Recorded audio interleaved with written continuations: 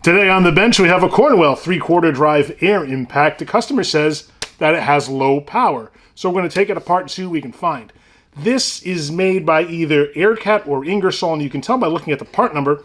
It's obscured on the label here, but I believe it begins with CAT, in which case this is an AirCat. If it began with IR, it would be an Ingersoll Rand. This was sent in about 2 years ago because it broke.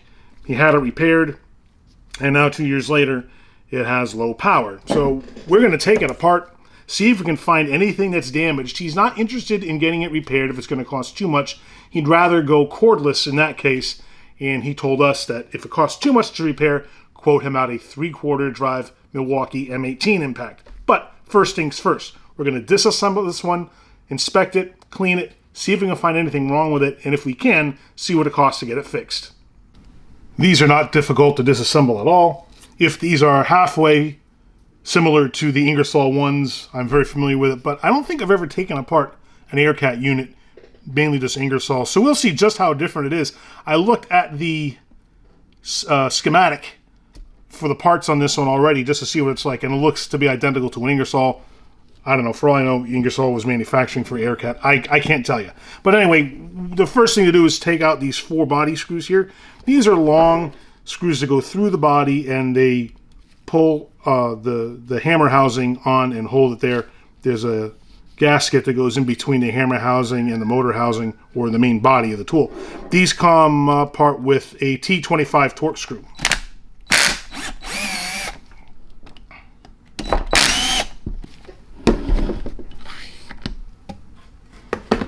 Every part that comes off goes directly into a box that is dedicated to this particular tool. That way I cannot lose them. And then the whole thing goes in a bag and gets covered up while it's waiting for parts to come in, because I don't want to get it covered with cat hair and dust and stuff. When you remove the body screws in here, you're going to separate the motor housing from the hammer housing. Keep this firmly on a horizontal surface when you do this, because if you turn this on end and pull the hammer housing off, or nose first and pull the body housing off, all your parts are going to fall out, because you have the hammer assembly here and you have the motor assembly here, and they mate right where these two pieces come together. So keep it horizontal and very slowly pull your motor or your hammer housing off, and you'll reveal the hammer assembly. Sometimes this piece comes out while it's still in the housing. That's okay. I can just pull it right out. So you have the hammer housing here, and we're going to look at it real quick to see what shape it's in. And I am not happy because I see a lot of metal filings in here. Try to focus this for you. There are a lot of metal filings inside the surface of the hammer housing. All the silver stuff that you see here and here, all throughout here. The hammer assembly just pulls off of the motor, and this looks exactly like the way they build the Ingersoll. So I'm pretty sure either Ingersoll and AirCat were being built in the same factory or by the same people. All right, I can already see at least one problem. This is the hammer. It's supposed to be one piece, and it's broken.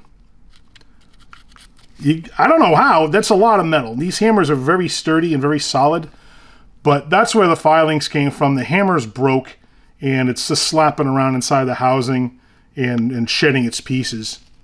So to remove the hammers and the anvil from the housing, everything's held in by 2 pins. One right there and another right there. Just push the pins out, and the entire assembly comes apart. I just use a pocket screwdriver. 1 pin, the other pin, and then the anvil will come out. You just have to twist it to get the dogs off the hammers, and then turn the hammer cage sideways and just lift it right off the hammers. This one hammer looks good, but this hammer's in pieces. So we're going to need at least 1 hammer, I can tell you that. Let's inspect the rest of it and see what we find. I'm going to look at the inside of the hammer cage, because if the hammer's slapping around like that, it might have damaged the inside of the cage. There are metal filings in here, but it doesn't look like the inner surface has been damaged at all. So that's good. I'm also going to check the surface of this hammer to see if it's been damaged by the broken one, and it looks pretty good. Now, the one thing I'm going to do in addition to this visual inspection is take it over to the solvent tank, and we're going to give it a thorough cleaning. A lot of times you can unveil other damage that you did not initially see once you clean everything up. Although I don't suspect there's going to be any damage to the motor based on damage to the hammer, we're going to check it out anyway. And the motor assemblies for these usually just drop right out, but it looks like this is a little bit different. I see a screw here, a screw here, and one here.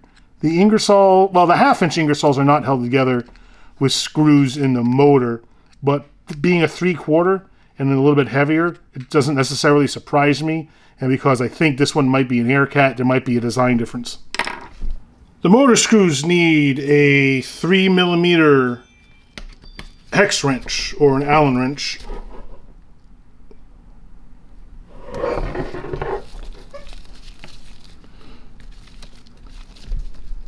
And if you're doing one of these yourself, be careful, because it feels like they use Loctite on these screws, and you don't want to snap something taking it out. So you're either going to run the risk of twisting off your Allen key or breaking a screw head. So take it slow. Don't try to do it all at once. Patience will win the day. This plastic plate here should just pull off, and then it'll expose the front of the motor. There's a sealed bearing right in here that the spline drive of the rotor turns on, but it's pressed into this plastic faceplate. So this whole piece should just pop right out. Okay, that does just pop out then. It was just stuck in there a little bit more, but it just drops out. And I'm wondering why it was difficult to do, and I see what looks like some damage to the outside surface. There's an indentation there. It looks like it was caused by a screw. And there's another one. There should be a third one then, right? Yeah, well, a little bit right there. So that's kind of a mystery as to why that would exist. I don't know. I don't know of any screws that go even near there. Unless somebody had it apart once before and then they aligned it wrong and tried to jam home some screws. But be that as it may, we'll check out the bearing here. It spins free. It doesn't feel like it has any bad spots. Sometimes when people try to take these apart and press them back in again, they'll hit them with a punch or they'll damage them, and then that's one reason why you can rob these things of power. So I just like to spin them freely and feel how smooth they are. And this one feels very smooth. I'm not going to try to remove that. It's difficult to do because it's pressed in there. There is a small gap, I don't know if you can see it, on the inside of this, where if you had to remove this, you would reach in there with like a 90-degree mini pick and try to get it in between where that gap is and very slowly work your way around, just pulling the bearing up and then working it out that way. It's slow, it's kind of a pain, and unless you have to remove it, I suggest leaving it where it is. And as I look here, I see that there is an additional screw that comes in through the back. It looks like that holds the trigger assembly in, so let's remove that and see what happens. And that takes a 4mm hex wrench.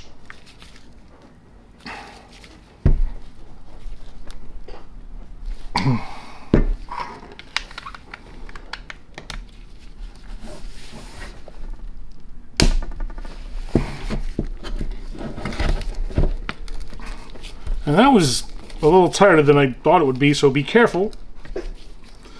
Again, you don't twist off your wrench or you break the screw.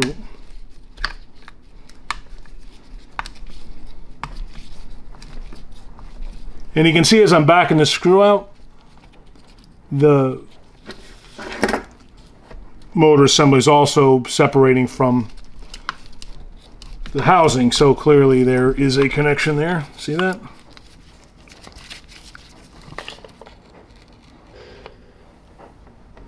And once you back that screw out enough, then the rotor housing and the trigger assembly come out as one unit, leaving the rotor behind. So this goes over the unit as opposed to the 1/2-inch ones where the rotor actually mounts to it. And then it looks like there's just a plate in the back like there is in the front. And if we turn this over, then the motor just drops right out, still attached to the rear plate with the bearing. And that seems nice and smooth. It's not dirty at all, very clean.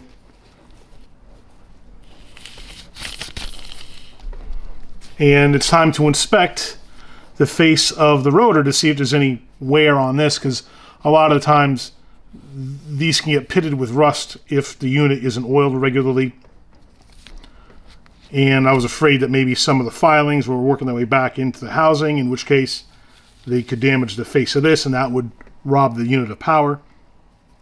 You also want to look at the edges of these vanes to see if they're worn prematurely, because if those are worn, they'll also cause a lack of power. I don't think I'm going to have to disassemble this anymore. We'll just put it through the cleaner.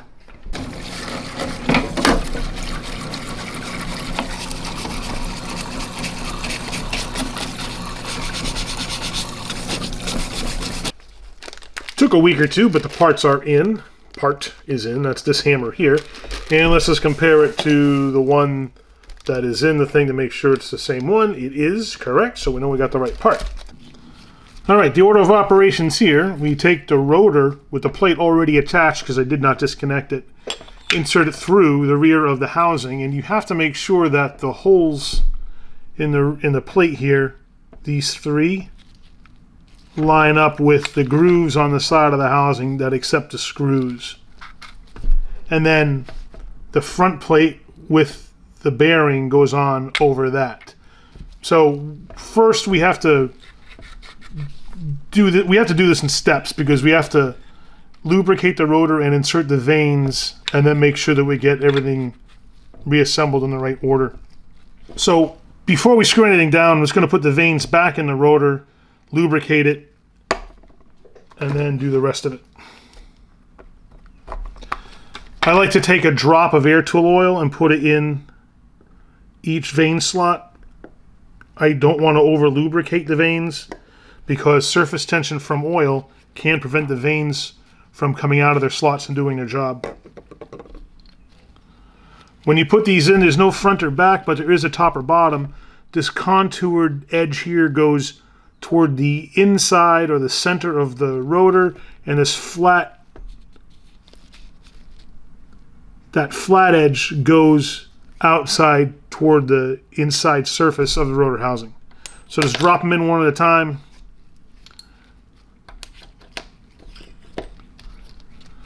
Until all 6 are in there. Next, we take the front plate, and we have to make sure that this is also oriented correctly, because it has the 3 screw holes here that line up with the holes in the housing.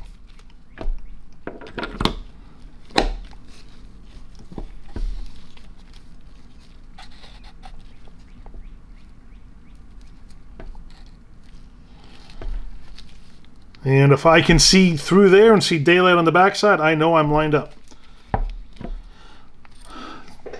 So now we put in the screws with the 3mm hex head and put a little Loctite on them.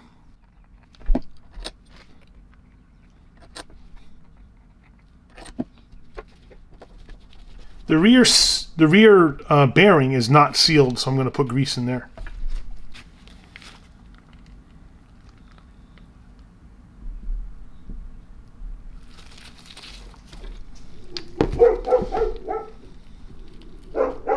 Next is the gasket that goes between the rotor assembly and the rotor housing.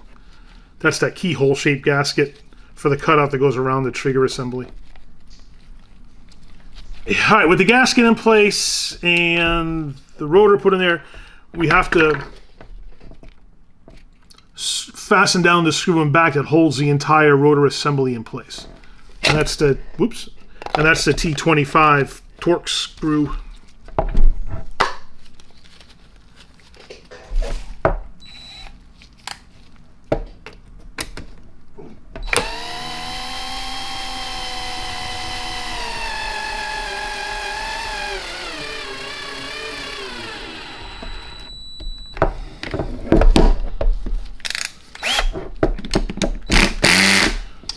I first wanted to look in the hammer housing and take a look at the damage. You can see how there's a lot of chunks taken out of the inside surface where that loose hammer was flying around.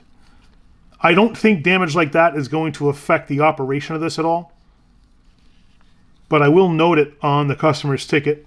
To reassemble the hammer assembly, we're going to need the hammer cage, 2 hammers,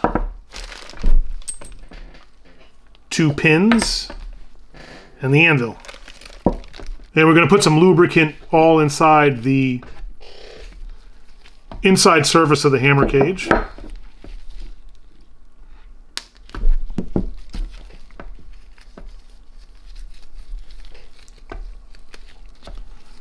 And also put grease on the outside surfaces of the hammers.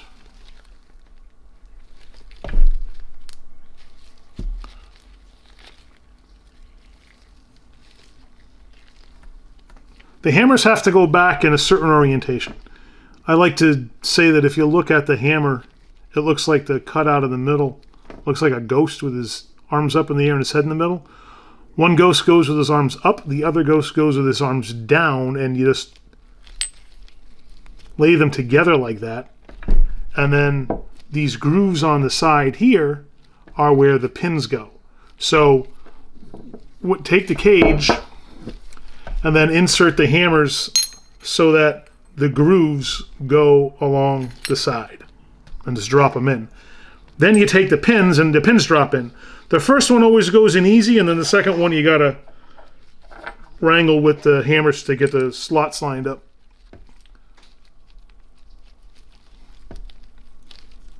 Slides right in. And the second one you gotta jiggle the hammers, and that goes right in too. So there's your hammer cage with the 2 hammers. Next, the anvil goes in the hammer assembly. Lubricate the dogs, which are these pieces here and here.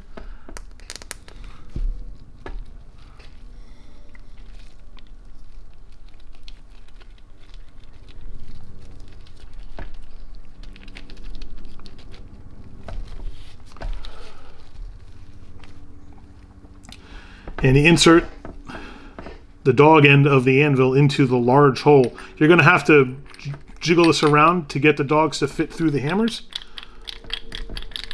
But once they do, it just sets in there flush.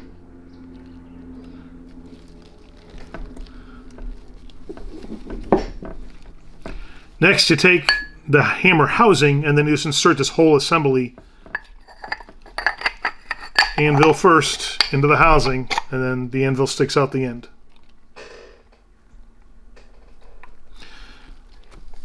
Alright, now that your hammer assembly is back together, and the rotor assembly is back together, we have to make the 2. And don't forget that there's a gasket that goes in between them, and this gasket is made such a way that there's only one correct way for it to go. And let's see if we can remember what way that is.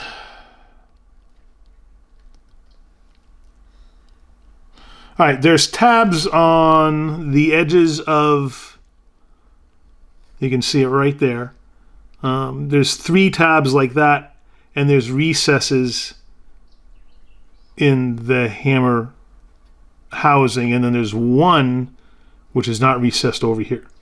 So the one tab on the gasket, which is not recessed, goes up against the portion of the hammer housing here, which is not recessed.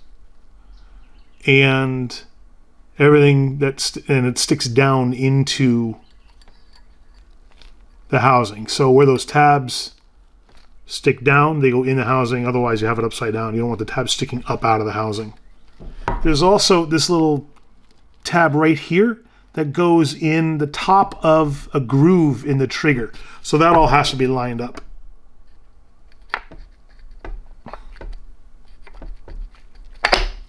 There you go. Now that's perfectly aligned. You can see that the trigger can't rotate because the groove in the trigger goes around that pin in the base of the housing here. The only thing left to do is put the 4 T25 torque screws back through the housing and into the hammer assembly. And those are these guys, and we do that with some Loctite. We want to make sure that when we tighten those screws down, we do it a particular way because we're mating two surfaces with a gasket in between them. And every time we're working with a gasket, you have to be concerned about pinching it.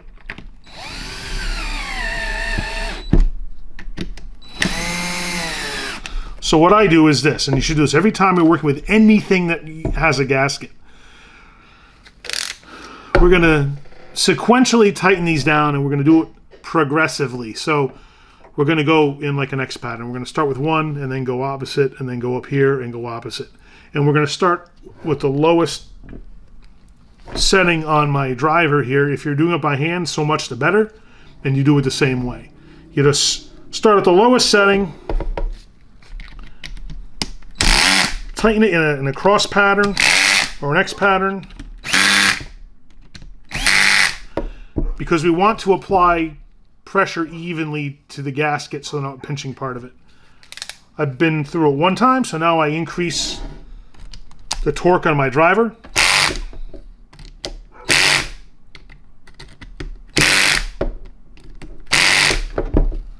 And then one more time.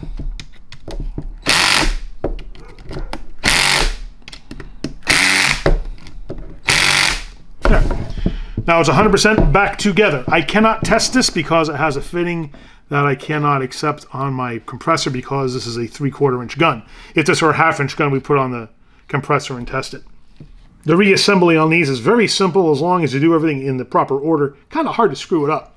So just take your time and review the work that you've done before, make notes, whatever you need to do to reverse the steps that you performed when you originally took it apart.